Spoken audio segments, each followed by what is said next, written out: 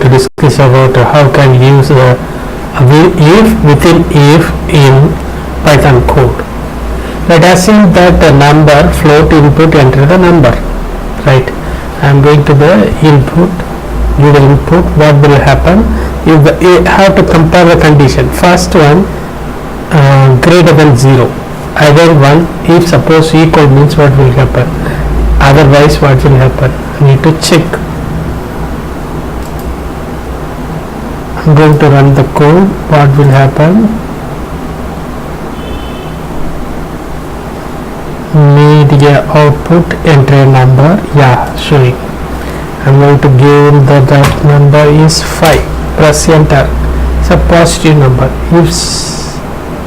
If suppose accept, once again and run the code, what will happen? Enter the number -9. It's a negative number. If condition, too many conditions, you have to check. One is 0 greater than number, another one number equal to 0, then only have to check positive or negative or 0. There are 3 conditions is there. Thanks for watching. Please subscribe my channel.